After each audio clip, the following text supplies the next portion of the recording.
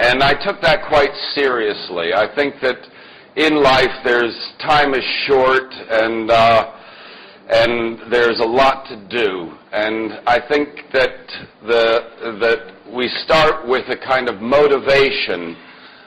Everything starts with a joy and an interest, a passion to do something.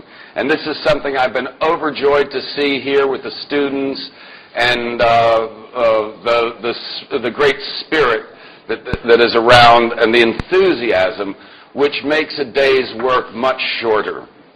But I started originally as a student of a great stained glass artist. I'm American, and I arrived in England to study with a great stained glass artist named Patrick Renshens, who, along with John Piper, designed all of the stained glass in the building in Liverpool, the Catholic Cathedral, which is oftentimes, it's designed by Basil Spence, and is a big conical form, and known as the Mersey Funnel, or Paddy's Wigwam, some people say.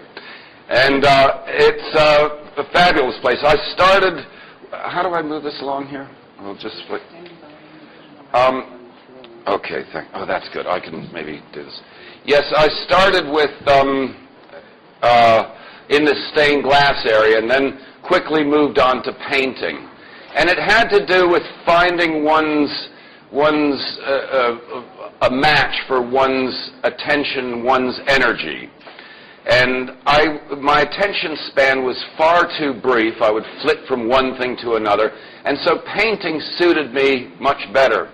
Upon leaving the art college, I, like most people, was faced with earning a living. And I had been inspired by the lighting sculptures of Isamu Noguchi, the great Japanese-American artist, and had a sense that I would design objects that would be transmitting light, that would be light-emitting. And that was all well and good, but I literally had to earn my living immediately.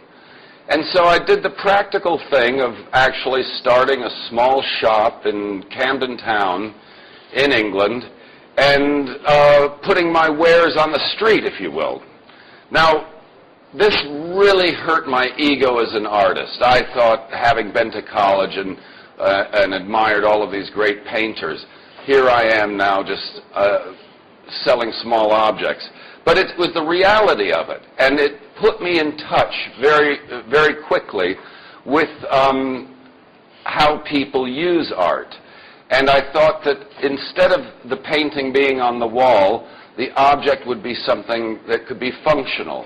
A table sits in one's house for 90% of the time, 95% of the time, it's sitting there and performing a function as a sculpture.